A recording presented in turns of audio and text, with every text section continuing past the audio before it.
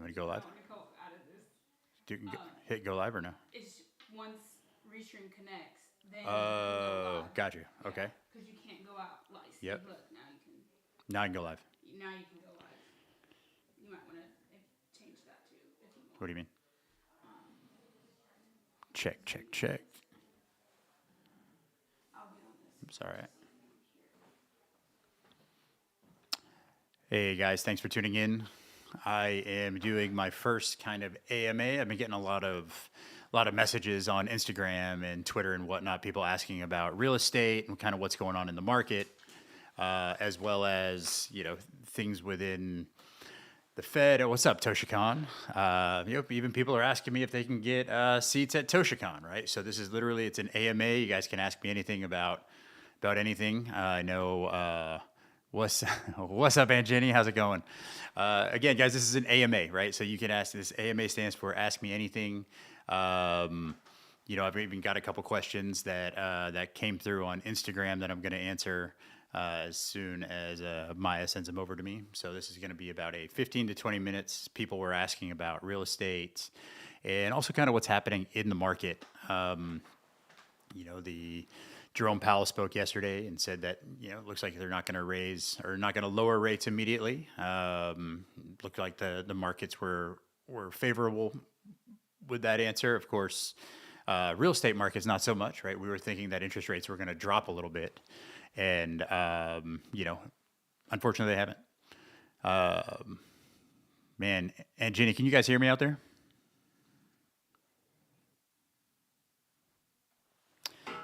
Either way, if you guys have any questions about real estate, let me know. Otherwise, I'm just going to be looking at the Austin Business Journal and seeing some different things that are happening within the Austin market and kind of talk about that. As the Austin real estate market is kind of ever changing, and there's always something good happening, which for the most part is a reason to be bullish on Austin real estate.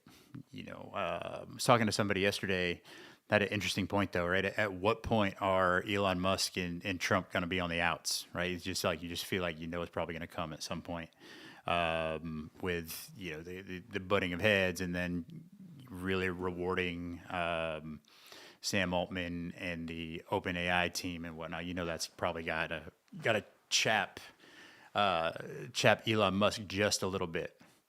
Man, somebody said, "What are your thoughts on the Indeed coming to the domain?"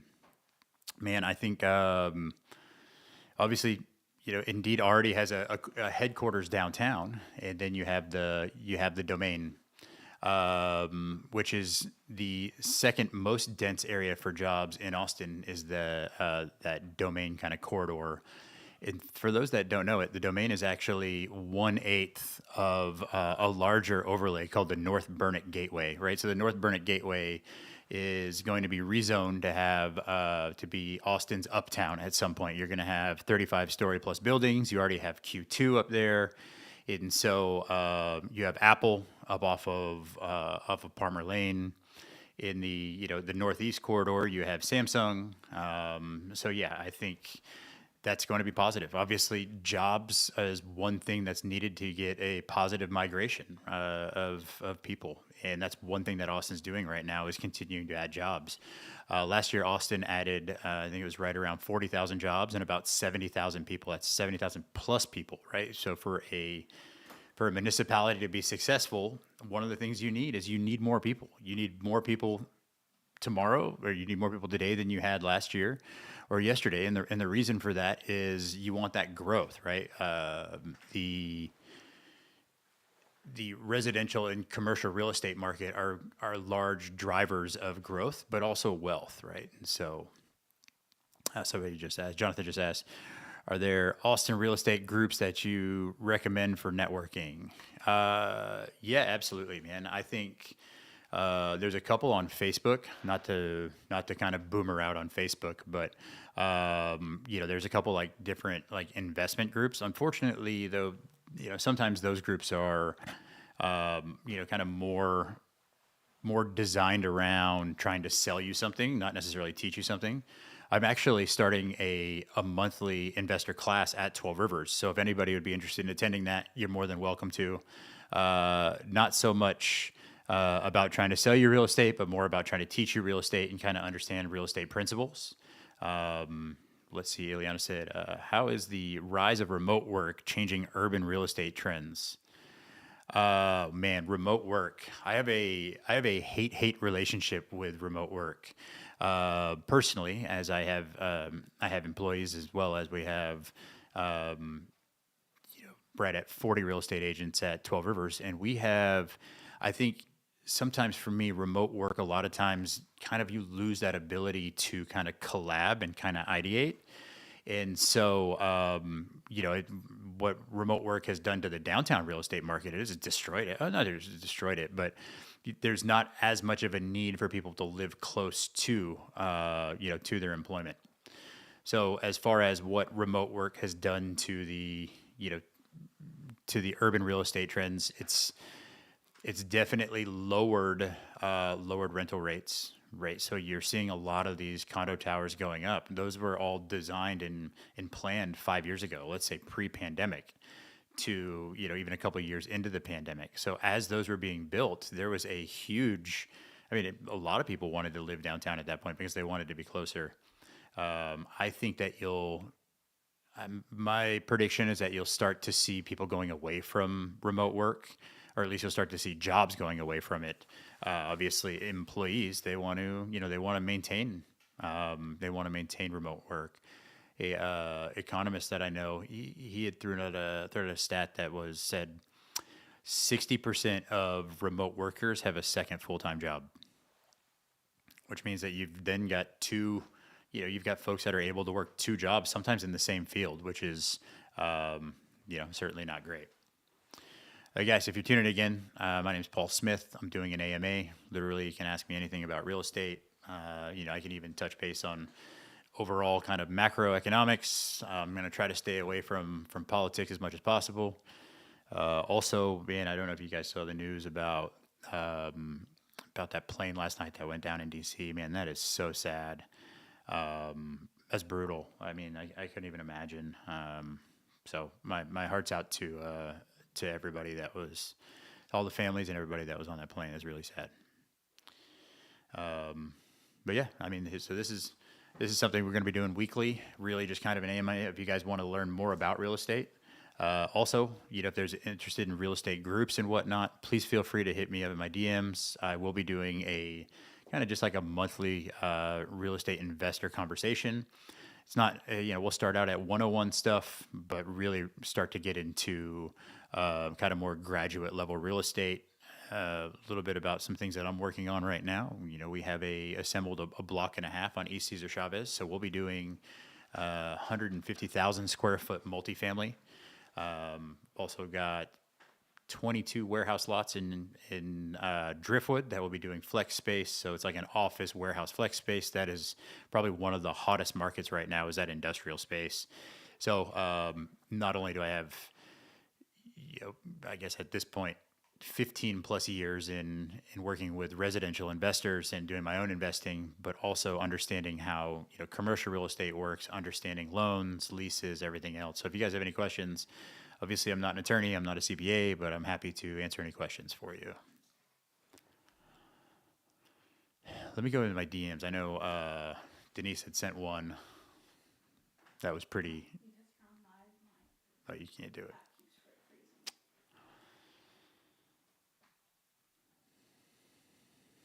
What's up, Aaron? How's it going? Man, we're guys. If you're tuning in right now, I'm doing it's kind of the first time I'm doing what's called an AMA. So, get a lot of different questions about the Austin real estate market and just the overall state of the economy in general. So, I figured I would just start fielding questions versus just kind of answering one at a time, or unfortunately, sometimes missing those responses. So, again, thanks for tuning in. Hannah, what's going on? Hannah Allen in the house. What's up? We got Aaron in the house. Aaron, which neighborhoods in Austin are currently offering the best value for investment or future growth? Well, it's That's a great question. I think value is something that is a perceived value, right? So everybody has a different perception of what value is, and same with future growth. I think if I was looking at investing in residential real estate, I would really look long and hard at the southeast corridor. So anything that's down by Tesla off of say 290 71 area out off of 130. I don't know if you guys know this or not, but the state of Texas enable companies and corporations to invest in school districts. Now, what that does is it allows somebody like an Elon Musk to go ahead and build a brand new high school for Del Valley. And that's great for the school district. I think it was like a $60 million investment. And for him, in Musk, he bought all the land that's over by Tesla. I think it's right around 2,000 acres, somewhere in that range. And long time, he's going to be able to build that out. Well, one of the things you need to have a successful company is you need to have employees. And to have employees, a lot of times employees have families. Families look at schools. So as you have jobs and good schools, that's going to equate to positive investment and positive job growth. The other thing that I want you to think about as well is that rental rates and price don't go up together, right? Typically, the more expensive it is, the less of what's called a gross rent multiplier you'll have on the rental rate, right? So easy math would be a $100,000 property that leases out for $1,000 a month is a gross rent multiplier of 1. So if you have a $500,000 property for a gross rent multiplier of 1, you'd have to have $5,000 a month in rent. Well, you might see on a $500,000 property that it might lease out for $2,500 to $3,000 a month, right? So that's not necessarily going to be something that it may be either cash flow neutral or cash flow positive, or it might be slightly cash flow negative. But in those cases, you're trying to kind of bet more on appreciation. So if it were me, I would. If it were me, I am looking into putting more of my money and allocating my money into the southeast corridor, specifically. I think Bastrop area, as they continue to widen that, you've got X moving here at some point. You've got SpaceX, you've got Tesla, but then there's a bunch of ancillary companies too. I don't know if you guys look at the Austin Business Journal at all, but there's a couple different lithium battery companies that have announced that they're moving to that corridor. So to me, I'd be looking at that area for sure.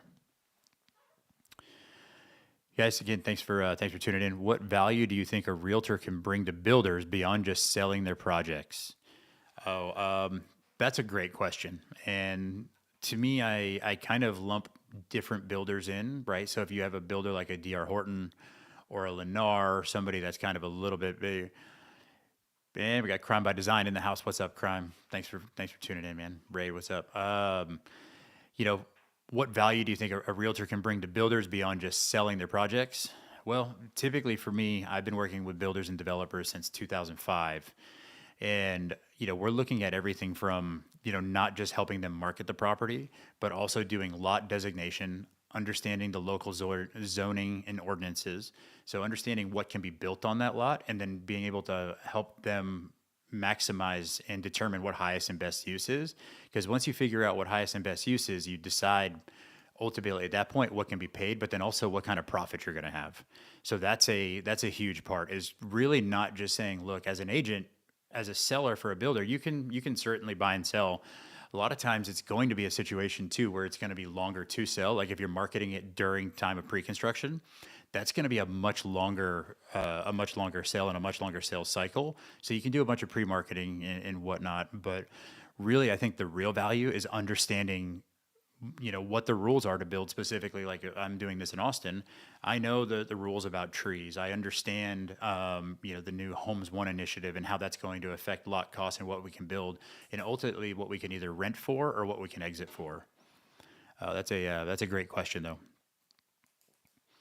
Guys, again, if you're tuning in, this is Paul Smith. I'm doing an AMA, kind of an Ask Me Anything regarding real estate. It can be, investment real estate. It can be residential. It can be where to invest. It can be anything about Austin, why I'm long on Austin. I'm happy to talk about that as well. If you guys want to know anything about crypto and the crypto market, let me know.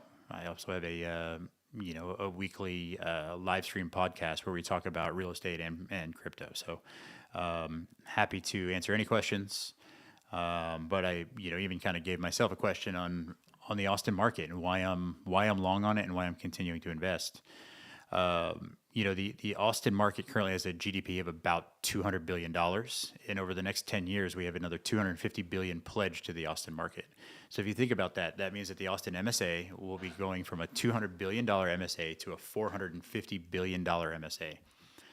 That's huge. That type of growth is going to expand all the way up from Taylor, Texas, all the way down. Shout out to the crypto takeover. I feel like I just joined my own thing here. Yeah, and so that's going to be all the way from Taylor, Texas. You have Samsung doing a $200 billion investment. They're going to be putting 5 semiconductor prefabs up in that area to AMD. What are the biggest mistakes first-time homebuyers make, and how can they avoid them? Ray, that's a great question. Man, I think one of the biggest mistakes a first-time homebuyer can make is not taking enough time to really kind of understand the process and understand, look, there are certain things that I know that I don't know that I don't have time to learn. And there's also things that as an entrepreneur that I have thought that I knew that as I kind of executed it, ended up realizing that either I did it wrong or I cost myself a lot of money. In a situation with a first-time homebuyer, there's a lot of things within the purchase that can cost you not hundreds, not thousands, but tens of thousands of dollars if you do it wrong. So I think it's one of those things where, certainly work with somebody that has that experience. And then also, vet that person, right? Because it's not just helping you buy and sell, but it's also what is your network, right? What are you going to be able to bring to the table after the fact? Because a lot of agents will help you, buy the home. And then at that point there, you never hear from them again. And really, when you're looking for an agent or you're looking to work with somebody, it really, even if it's not even just buying a home, but just in life, right? Look for, I always say like attract like. So look at people that you vibe with that have a good reputation. Because man, at the end of the day, when things are going good, it's easy. It's when things are going bad, how do people react? And I think that's an important part of that. That's a great question, by the way, Ray. Thanks a lot, man. Also, guys, I don't know, but shout out to Crime by Design. He is an amazing artist. Also has a background in real estate in Cali back in the day. So this guy's done a lot of dope stuff. Man, rental market for what's up here? We got rental market for investment real estate seems pretty flat. I mean, should an investor hold on to their investment or sell it if market improves? Man, I'll say the rental market isn't flat. The rental market is down, unfortunately. And so we can talk about the why on that. And then also too, the second part of that 2-part question is, should an investor hold on to their real estate or sell if market improves? I always say, if you're going to sell, what are you going to do with the money? Right. And so then to say, taking a step back from that is like, is there something that you're selling because it's a need? Are you selling it because you're, cash flow negative and you want to reallocate those funds? And then also, are you selling it? What kind of interest rate are you currently locked into? Can you replace that investment? And then also to think about, if you're going to model it out 1 year, 5 years, 10 years down the road, what does that look like? And then the funds that you have there, that equity, is that the best place for that equity right now? Or are there other ways that you can reallocate those funds and make significantly more with it? Again, not next year, but 5 years, 10 years from now, and kind of model it out from there. With the rental market for investment real estate seems pretty flat. That's a statement. I would say, again, I think it's an understatement. I think that rental rates are down in Austin specifically. And the reason for that is everything in business and capitalism is like a pendulum, right? So there's like basically when things are going well, people are building, there's a lot of money getting injected into the market. And then when things start to slow down, in this case, the Fed started to do what's called quantitative tightening, where they were raising interest rates at kind of unprecedented levels. What that did is that made the cost of money extremely expensive. Comparatively, it was as cheap as it could have been. And that was a lot of that was caused by what's called quantitative easing. And that was a byproduct of the pandemic, or a lot of the pandemic. And even kind of stepping back even further, the quantitative easing was a byproduct of the housing crash of 2008, if you really want to step into it, going that far back. But basically, once you have quantitative tightening, what happens is interest rates go up. So one thing that happens is on commercial real estate in particular, commercial real estate, they do not have loans like a normal 15-year or 20-year fix. What it has is a 3-year fixed, a 5-year fixed, a 7 or 10-year fixed, or shit, even maybe adjusting, right? And it goes up and down with, say, Wall Street Prime. And so a lot of folks, their interest rates on their commercial properties went from 3.5 to 8. I know because that happened to me. And so all of a sudden you've got a property where your payment damn near doubles on the interest side of it, but you can't raise your rent on your tenants by that much, right? So all of a sudden it makes it so your commercial property is not cash flowing as much, or maybe not cash flowing at all. And most of the times commercial property, unless if it's being developed, is being sold on some level of a multiplier, basically, right? Some level of a cap rate or a rate based on what it's renting for versus the price. But should an investor hold on to their investment or sell? Again, that's going to be up to you. You hit me up in the DMs. Happy to have that conversation with you, and then you can decide. Man, shout out to Paragon Studios in the house. What's up, Paragon? Hope you've been well. Dude, again, this is my name's Paul Smith with 12 Rivers Realty. I'm doing an AMA about anything real estate related, crypto related, overall economy related. I'm really going to try to stay away from politics as much as I can. Anything music related. South by's coming up, by the way. Certainly looking forward to that. One of the things that makes Austin so great is we have these, our year is kind of anchored by 2 events, right? We have South by in March, and then we have ACL in October, and now we have a 3rd event, which is F1 in November. And each one of those kind of tailors to a different type of human, right? You've got creatives, you've got music enthusiasts, you've got car enthusiasts. But I will say one of the great things about all those events is that they showcase Austin in a way that is, typically puts us in a positive light. It also injects a lot of money into the economy, and that's again, when you're talking about growth, that's something that's huge here. Man, I did want to ask you guys one thing. What do you think over the past 5 years? What do you think is the largest positive growth? I don't know. I'm trying to say this. So over the past 5 years, I would like to know what your thoughts are on what event was the largest positive growth event in Austin. Would love to get your thoughts on that. And just get your thoughts, because everybody's perception is a little bit different, right? And to give you an idea, Samsung announcing a $200 billion investment is actually not the biggest event that I'm talking about. There's actually something that's even bigger that happened in Austin that's larger than a $200 billion investment.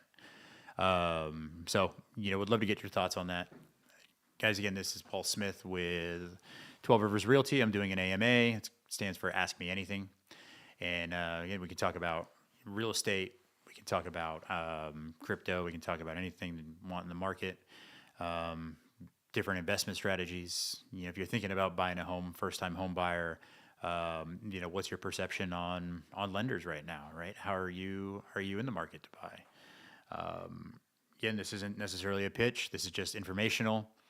We got Omar, Texas. What's up, man? Omar, hope you're doing well. Looking forward to seeing you this weekend. Guys, Omar is an owner at Devil May Care, Mayfair, 1010. If you're down in San Marcos, he's got a spot down there as well called The Mark. And man, Omar needs to buy a damn house, actually, if you haven't bought yet. Omar, get off your ass and let's do this. Guys, yeah, this is Paul Smith, if you tuned in, doing what's called an AMA. So ask me anything about real estate. If anybody wants to ask me anything about Omar, let's go. He's a good friend of mine. So awesome. Actually, we'll be hanging out at Mayfair this Saturday, so it's gonna be good. How do you determine if you're ready to be a first-time homeowner? Oh man, that's a great question. I think that there's a lot of, I think everybody's ready to be of course, coming from a real estate agent, right? I think everybody's ready to be a first-time home buyer. I think it's just a matter of understanding it, right? So really kind of delving in and saying, okay, being a homeowner, what does that mean? Okay, it means if my hot water heater breaks down, I have to fix it. Yeah, absolutely. Means, okay, if I am financially in a place where we can purchase a home. I think some going the other way and some other kind of preconceived notions is that if I'm a home buyer, I'm stuck, right? If I'm a home buyer, it's a commitment. To me, buying a home is no different than renting a home. I actually think it's harder to rent a home than it is to buy a home at this point. But again, that's just the perception of it, right? I think people's perception is that it's a lot harder than it actually is. But I'll tell you this, the first time you do it, you're like, shit, that was really easy. And then the other thing too is when you start to look at the tax savings that you get from owning your own home, you start to look at the fact that your rent isn't going to go up, stuff like that. Yeah, your mortgage will go up a little bit with taxes, but at the same time, you're fixed. Your rate is going to be fixed, and you can always refi to get it lower if rates go down. I will say this: one of the things that I've realized is at some point, if you're not a homeowner and you want to be a homeowner at some point in your life, that's wherever you buy or whenever you buy, that's like the market. That's like the market snapshot of when you bought, right? So that means that essentially, shout out to the West House, by the way. If you guys haven't checked out the West House, it's a dope spot, a little meeting space that myself and Justin Bronya remodeled, that will be hosting events and whatnot. But basically, if you are if you're looking at becoming a homeowner, um, in overall, historically, Austin real estate has appreciated 5.6% annually since the 70s. So if we have a general thought that real estate in Austin will be worth more tomorrow than it is today, and we think that rental rates are going to go up overall, kind of long term, and kind of within that kind of line, you're going to have ups and downs, right? But overall, we think that rental rates are going to go up as well. If you're a renter long term, every time your lease comes up, you potentially could be paying more rent. But not only that, not only could you potentially be paying more rent, but you might potentially be moving further and further outside of where you want to be. So let's say you work downtown at Indeed, and you're currently, let's say 10 years ago you were living on the east side and you're living in an east side bungalow renting $2,000 a month.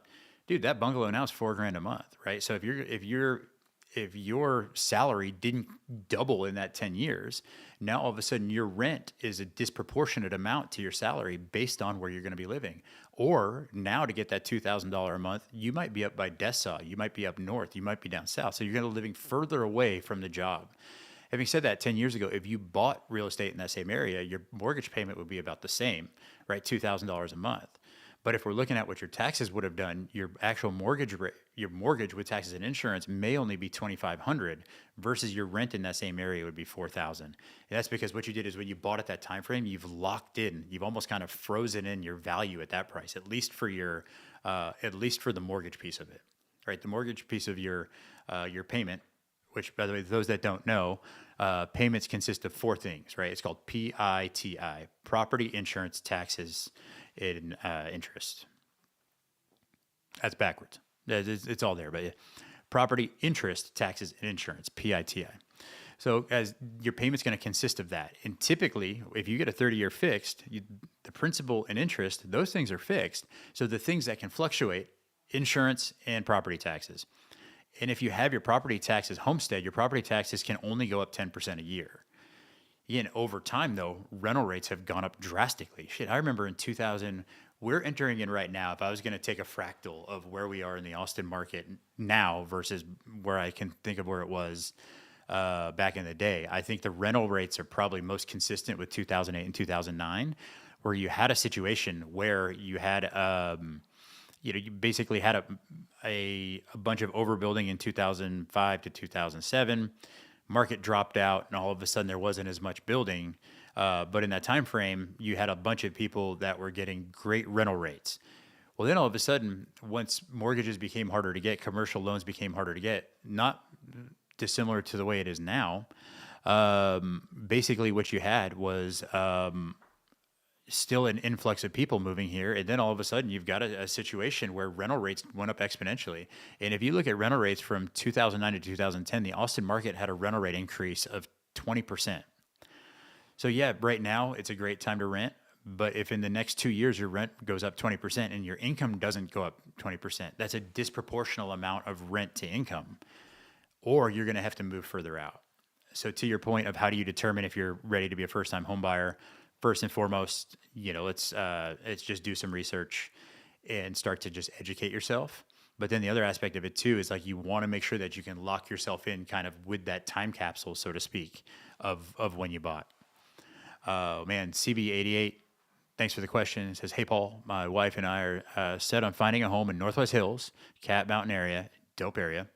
We've looked at everything listed on MLS. How can we find pocket/off market listings?" Man, first and foremost, great area. For those that don't know, Northwest Hills, Cat Mountain is if you're going up off of Mopac and you take a left on Far West. Far West kind of goes up through Doss Elementary and then kind of goes down, and then Cat Mountain is up on the hills there. And in that area specifically, that's Northwest Hills. Great neighborhood, larger lots. Kind of ranch style homes. You're starting to see a good amount of kind of infill stuff happening there, where people are buying and tearing down.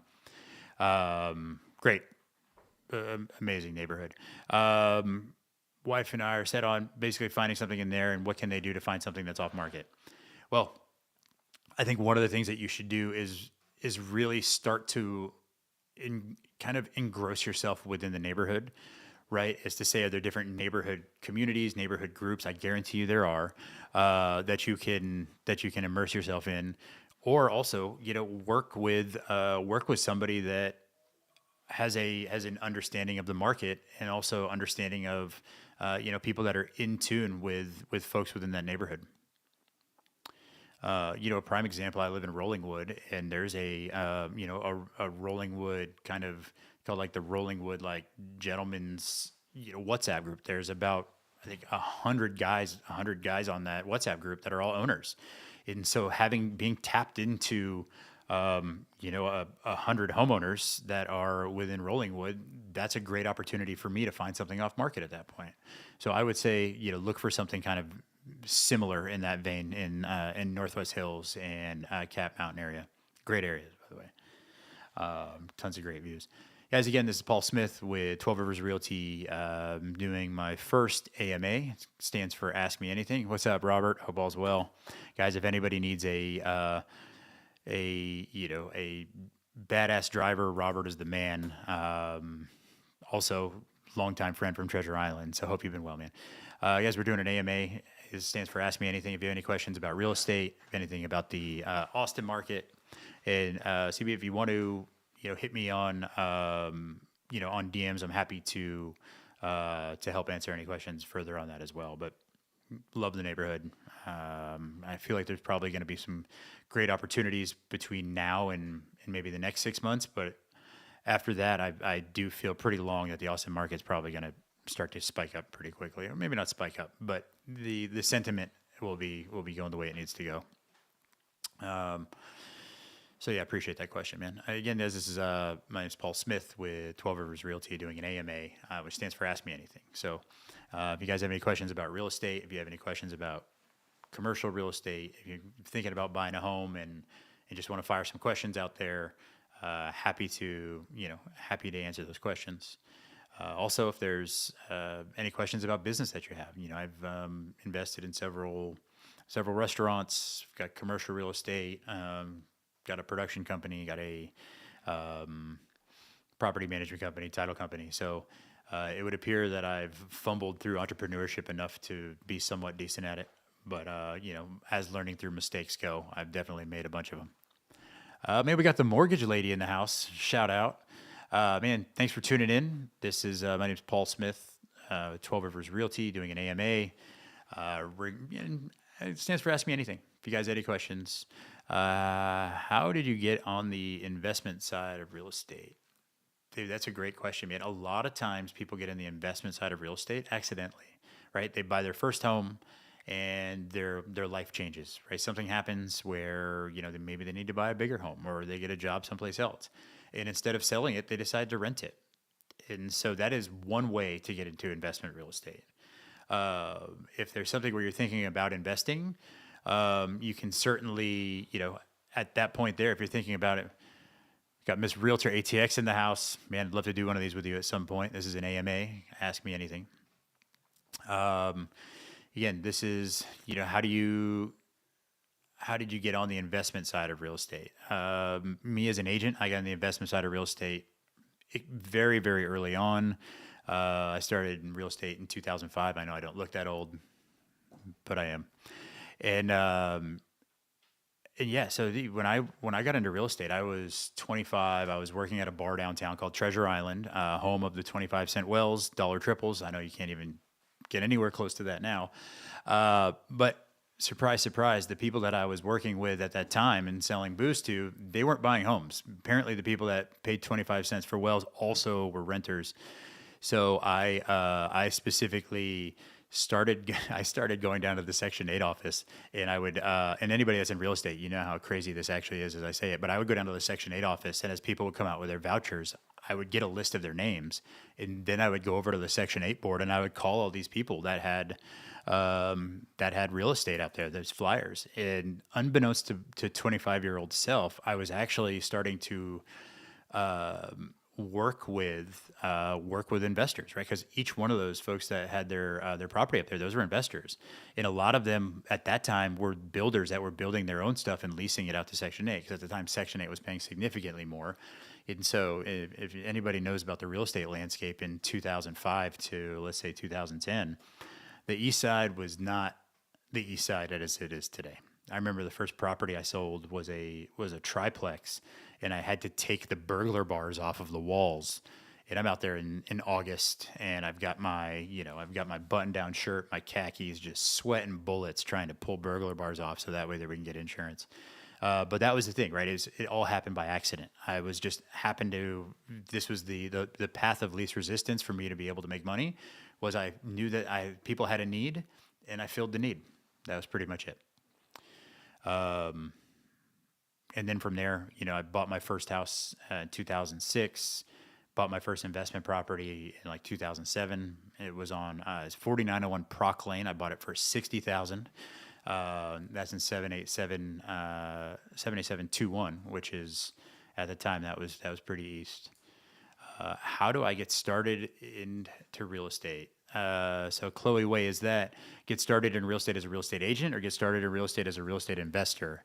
Either way, let me answer that question for you real quickly. Okay, so how do we get started in real estate?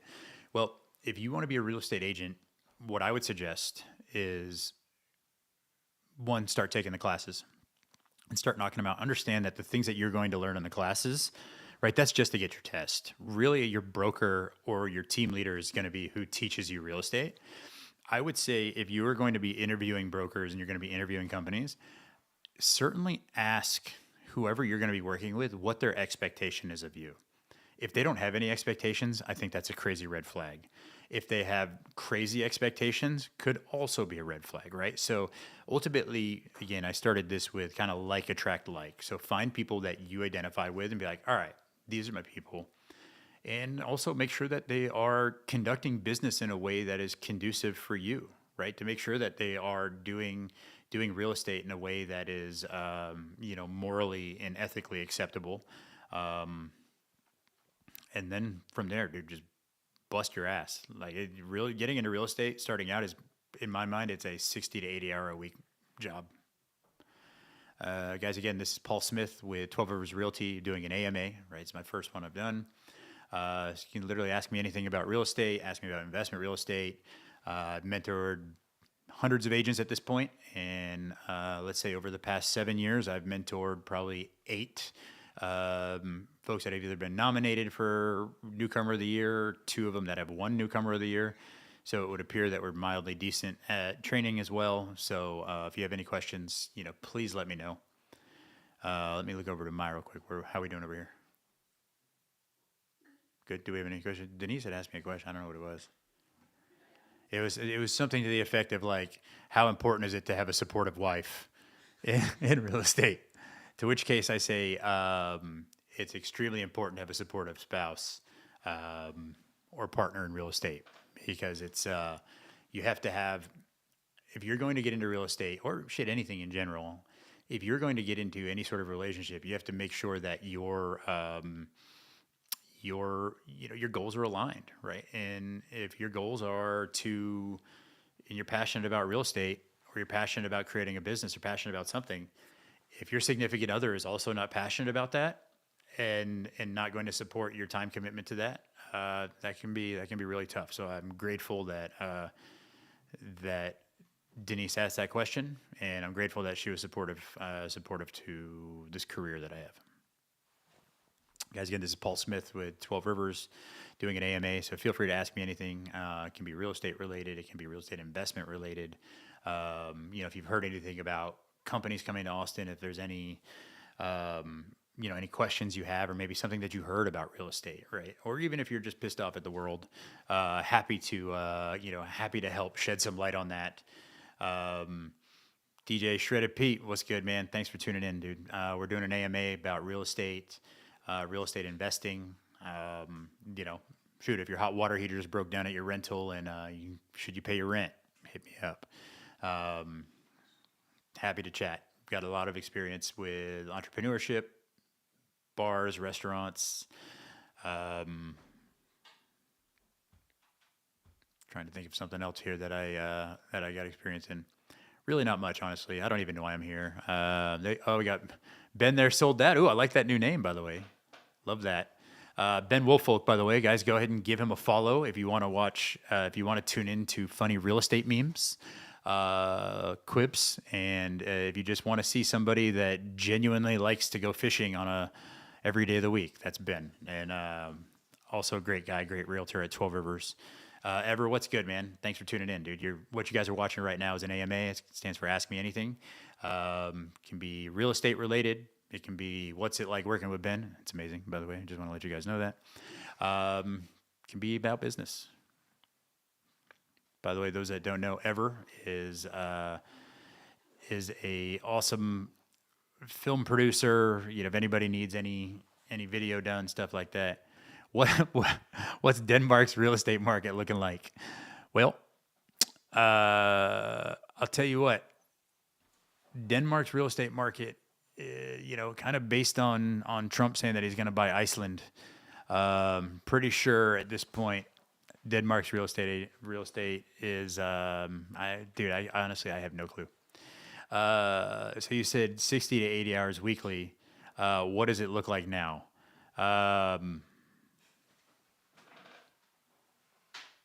It's a lot, man. Yeah, I mean, dude, I'm literally working. I'm first one in the office. Typically, I get in the office at 8, and I'll leave anywhere from 6 to shit. I mean, I've stayed at the office as late as midnight or later. It's one of those things. Specifically, as a business owner, and those business owners might be able to relate to this, is that if there's work that needs to be done, you have to do it. Right? You're ultimately the buck stops with you, and I believe. And I'll say this real quickly, Robert, this might resonate with you, is that if you go on vacation and you don't make any money, you are self-employed. If you go on vacation and you make money, you own a business. So kind of with that, think about that. Do you own a business or are you self-employed? And so my goal has always been to own businesses, right? So I can go on vacation and make money. Having said that, when you're starting out, that's not necessarily the easiest thing to do. Great question, though. Which markets or asset types are you focusing on right now, and why?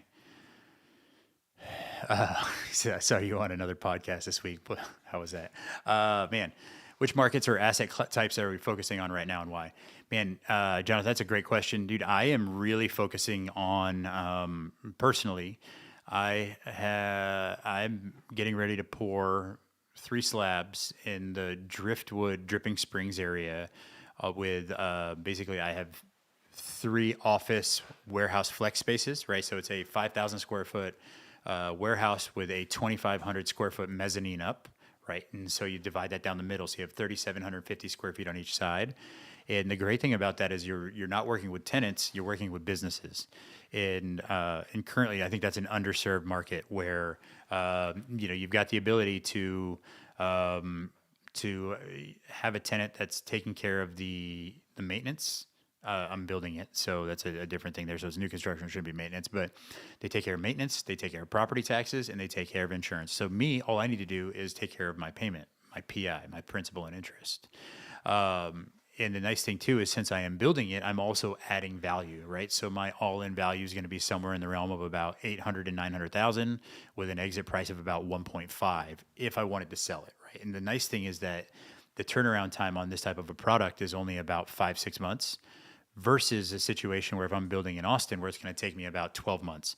So now I'm able to turn my money quicker, right? I can buy it with a loan for 200,000 and make about 500,000 in profit in 6 months. So if you annualize that, it's pretty good.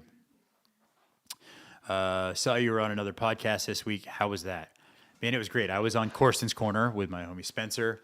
It was great, man. Spencer is, have a good one. What's up? Shout out to Alyssa. Welcome. Man, the podcast that I did was called Corsten's Corner with my homie Spencer. It was great, man. We jumped a lot into entrepreneurship. We jumped a lot into time management. We're both prior military, so we kind of had that to vibe on. It was a good time. It was a good time. Guys, again, for those that don't know, tuning in, I'm doing what's called an AMA. My name's Paul Smith with 12 Rivers. Literally stands for Ask Me Anything. It can be real estate related, it can be podcast related. Also, guys, currently in the chat, I got my homie Robert. Dude, I mean, I've got a great story about Robert. We literally were, we were getting got a Uber Black from the house to downtown, and we're having our normal conversations. And somebody comes up, he goes, Paul, is that you? And I was like, oh shit, I had to think about the things that I just said.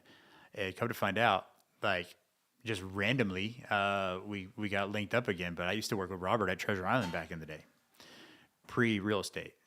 Do you have any online classes? I do not have any online classes. That's a great idea. However, I will be doing monthly investor kind of 101, 201, and graduate level courses. Not really courses, but just classes at the 12 Rivers office starting this month. If you guys are interested in something like that, let me know. Happy to invite you. It's going to be free. I'm not going to be pitching on real estate. Really, it's just a matter of just teaching people. I firmly believe that wealth can be created and maintained through real estate. Somebody once said to me, rich people sell real estate, wealthy people keep real estate. So think about that. As again, thanks for tuning in. This is Paul Smith doing an AMA. Ask me anything. If it's real estate related, business related, tax related. I'm definitely not a CPA, but I've definitely paid one a bunch. So can, at least point you maybe in the right direction. Maybe we got Alyssa in the house. Got Ryan in the house. What's up, guys? Thanks for tuning in. Again, if you guys have any questions, let me know. Man, I don't know if you know this, but there's two companies that recently announced, and this is what I'm going to call the Elon effect, right? There's two companies that have been announced that are bringing in roughly, I think 50 and 100 jobs to Austin that work specifically within the lithium battery space, right? And so that's something that we would have never gotten previously.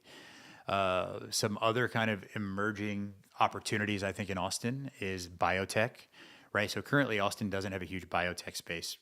Up until maybe 5 years ago, 10 years ago, we didn't even have a medical school, but now we have Dell Medical School, which is great. And where the old Frank Irwin Center is, we're getting ready. They're going to do what's called MD Anderson. So now we're going to have cancer research. We're going to have medical research. All of a sudden, you start to get into biotech. And that's a whole other field that we don't currently have right now that's going to come to Austin. And again, to have a municipality to have positive appreciation, positive real estate appreciation, you have to have two things. You have to have positive job growth. What's up, John? How you doing, brother? You have to have positive job growth, and you have to have positive migration of people, right? Think about Detroit back in like 2008, right? They had a migration of people, and so all of a sudden you could get real estate. And I remember I was looking at Zillow, and you could get real estate in Detroit for $1. Now, like anything, that real estate's worth significantly more now, right? What's up, Nayali? Hope you've been well.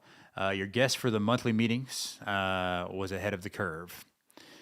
So again, guys, if you're, whatever's referencing right now is I'm looking at doing a monthly investor class at 12 Rivers. Again, not trying to pitch anybody on anything, just to talk real estate. And I end up answering a lot of the same questions over and over again. So I'd just rather get everybody in a room and just rap about it. We'll be doing that. I believe it's going to be February 27th. So if you're interested in that, hit me up in my DMs.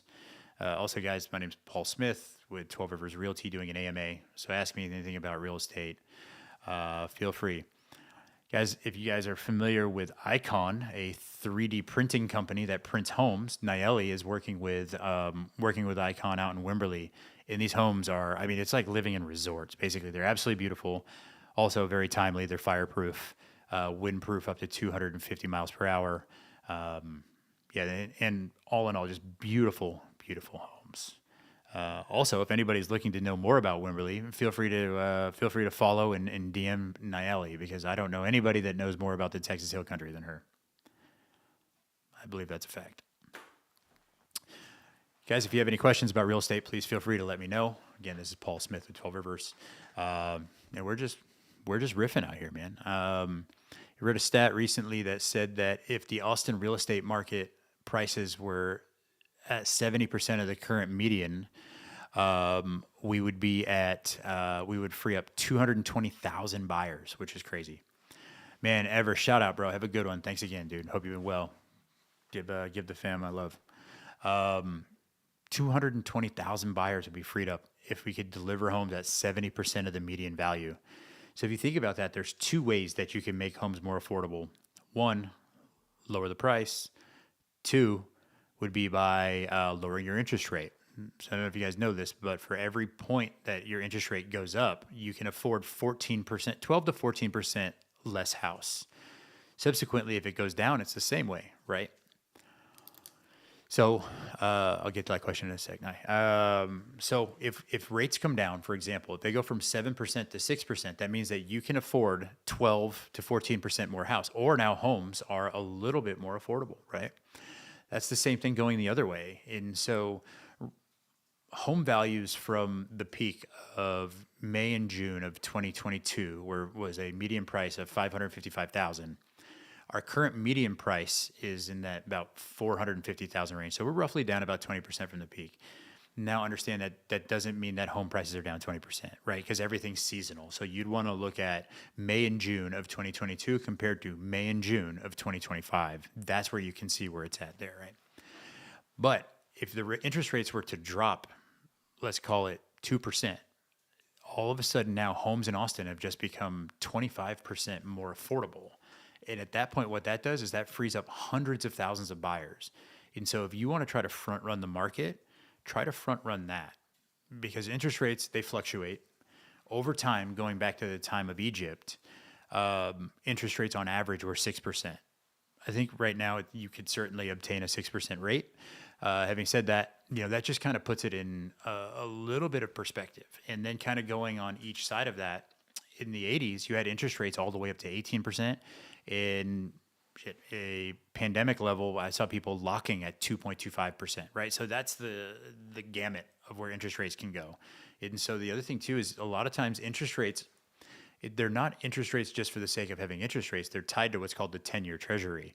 And the 10-year treasury is going to be tied to inflation, right? So inflation is a percentage that says that, let's say if inflation right now is at 3%, that means that over the course of a year, your dollar is going to be worth 3% less.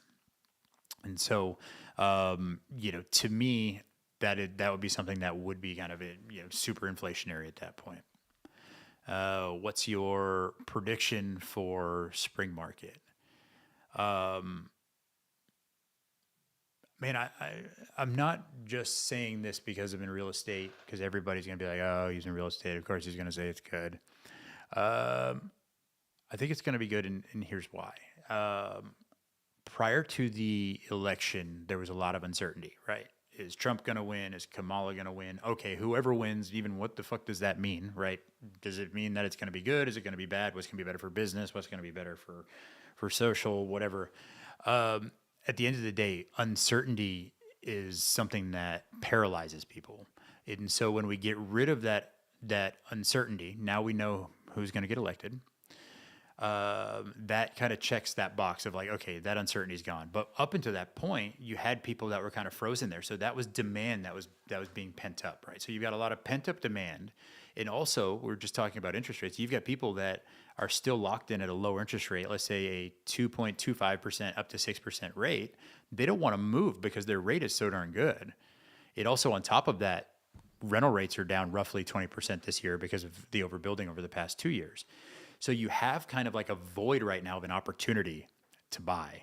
Having said that, I don't think that the inventory void is going to last very long, specifically when it comes to multifamily, because they're going to start building again, right? They're going to, as interest rates and the commercial rates come down, you're going to see more kind of large scale developments start to get greenlit again. And when that happens, that means that they're going to be delivering more inventory. But up until then, and typically, let's say it takes 2 to 3 years to even get something permitted to get to the point of delivering it. So anything that gets under contract today is going to deliver 5 years from now. So in that time frame, understanding how long it takes. Shout out to Denise Cook Smith in the house. Christian, what's up? Jen, I can't wait to see our prom pics. By the way, recently Jen and I were at an open house, and they were doing headshots and did a little prom pic. It was quite nice. Guys, again, this is Paul Smith with 12 Rivers Realty. You're tuning into an AMA. I was currently asking about the spring market. I think there's a lot of pent-up demand. I think people are understanding that interest rates aren't going to drop, and there's a lot of people that have said, "Okay, I'm going to wait to move next year." Well, there's people that have been doing that for 2 years, and at some point, as their familiar status changes, they're going to have to, they're going to have to buy, and so the longer we get away from rates being in the low twos to high fours, I think the less people are going to remember that and understand that this is the new norm, and so then they're going to have to make some decisions at that point. By the way, Denise Cook Smith had a question. She said, "How important is having your spouse's support to having a successful career?" To which I say, "What spousal support?" No, I'm just kidding. It's super important. Yeah, like I said, it's just kidding. It's very important, right? Because when you are an entrepreneur or you're in real estate or you're running your own business, you're always working, right? There's always going to be a need, and so having somebody that's supportive of that is really important. Told you. All right, having somebody that's supportive, that is important, because otherwise, like what you were doing in your goals would not be congruent with your spouses, and that is, for those that are married out there, you probably understand that is not something that is super conducive for a happy relationship. Oh, there he is. Speaking of somebody that knows a bunch about relationships, Ben Woolfolk, a very single, available. He might be 45, but dude, he looks like he's 39, y'all. He's a very active hunter, fisherman, definitely catch and release.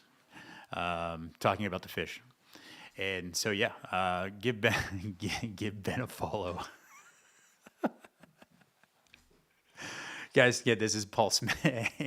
Hey, guys, this is Paul Smith again, tuning in with 12 Rivers Realty, doing an AMA. Ask me anything. Can be about real estate related. Can be about general entrepreneurship. Apparently, now I'm giving relationship advice, which I would not take from me. I promise you. However, I do have a number to a couple great therapists. That's important. All true. Thanks, babe. Appreciate you. Hey, by the way, thanks for, I called you a couple times today. You didn't answer. I don't know what you're doing, but it's great. Shout out Chris Anderson's in the house. Again, guys, it's Paul Smith with 12 Rivers, doing an AMA. Can ask me anything. This is just, we're just roasting everybody's Fred right now. Appreciate that. Interesting. I had asked a question earlier. I said, what do we think is the number one event that happened in Austin over the past 5 years that's going to have the largest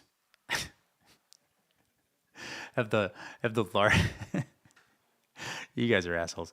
Have the largest impact in Austin. And those that don't know, the answer is the Army Future Command. And a lot of people are like, well, what does that mean? What's the Army Future Command? Is that like, we're talking about the future? Is this like the metaverse? Is this AI? Is this whatever? And the answer is like, kind of. But really, what it is the U.S. government decided that.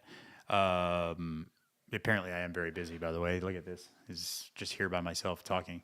Um, a lot of people decided that.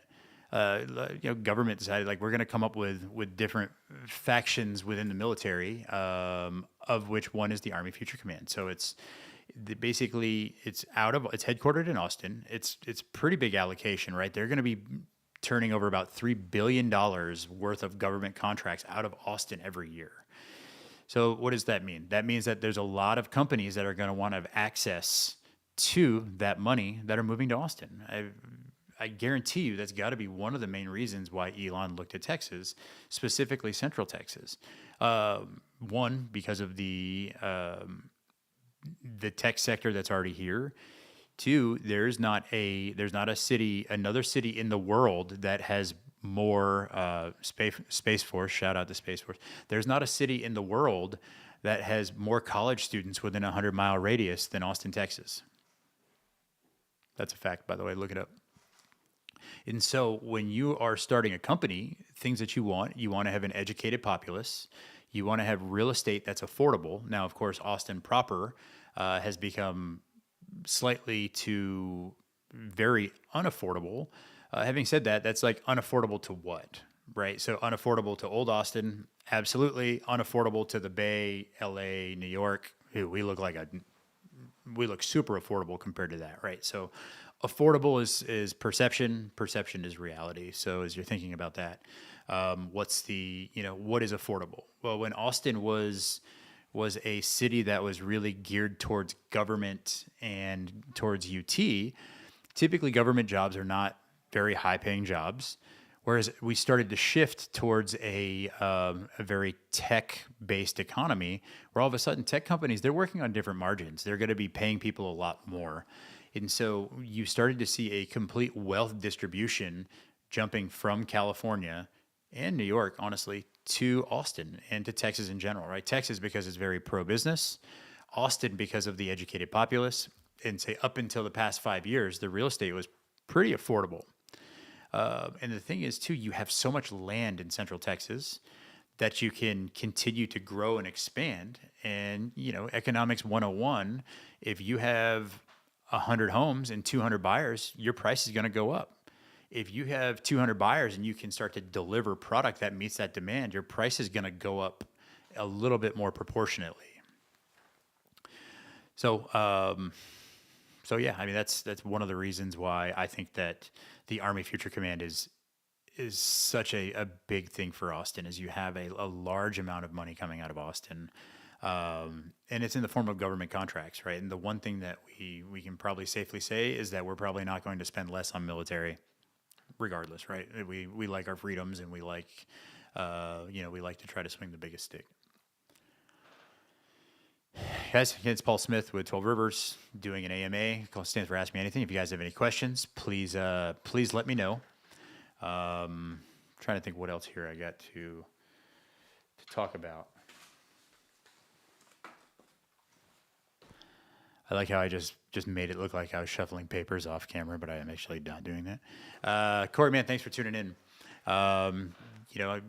Also, guys, I've been getting hit up about just different real estate questions. I'm going to be hosting a real estate investment class just to talk about real estate 101, real estate principles, talk about real estate 201, graduate level development, kind of my experience, everything from helping first-time home buyers all the way up to I'm working on a $150,000 commercial development that helped assemble the land that will probably end up being $100 million when we sell it, right? So definitely got a fair amount of experience everywhere in between. So again, guys, thanks for tuning in. I hope you guys found this educational. I had a good time, especially when Jen Martin and Denise Smith jump on there and just start talking trash. So appreciate y'all. Love y'all so much. Okay, what's the hardest lesson you've had to learn from when you first started real estate? I think the hardest lesson I had to learn, which is funny considering I'm doing an AMA right now, is like a a little bit of humility, right? Because in real estate, like other entrepreneurial or other careers in which where you're your own boss, you don't get a salary, right? So there are times where you can make a substantial amount of money, and then there are other times where you might not make anything for a few months. And so then you start to understand, okay, am I running my business entrepreneurially? Am I running my business systematically? And so I think one of the hardest lessons was to understand how to run my business systematically. So that way there, you don't have the peaks and troughs of, selling a bunch of real estate, but then you're like, well, shit, I just, made whatever I made this month or made this past quarter. But now looking forward and future pacing over the next quarter, 2 quarters, 3 quarters out, it's like, what do I have coming in? And so then start to understand that I'm not looking at things as like what's immediately in front of me, but what's coming in a month from now, 2 months from now, 6 months from now, 1 year from now, 5 years from now, 10 years from now. Like, what's the long-term goal? And start to really look at it that way versus just kind of operating out of chaos mode of like, okay, I just got to do what's in front of me. Because a lot of times that's not the best way to operate. In long term, it's a way to burn out. And two, that's where you're going to have some heavy influx in income. And ultimately, you have to be able to stomach that and just not go ham and make a couple $100,000 in a month and then just go ahead and blow it all. So that I would think that's a big part. That's something that a lot of people learn or hopefully learn early, because it's also a point in which you could certainly burn out a business or burn out of entrepreneurship in general. Guys, I was scheduled till 3 o'clock today. So again, thanks for tuning in. This was my first AMA. Ask Me Anything. I'll be doing this every Thursday. And if you guys have any questions about real estate, please let me know. Again, if you guys are looking for hit my dude Robert up. Robert Martinez, 4301 is long-term friend. Also, if you guys ever need a driver, he's absolutely amazing. Again, guys, thanks again for tuning in. Shout out. Hit me up in the DMs if you have any questions. Talk to you later. Bye.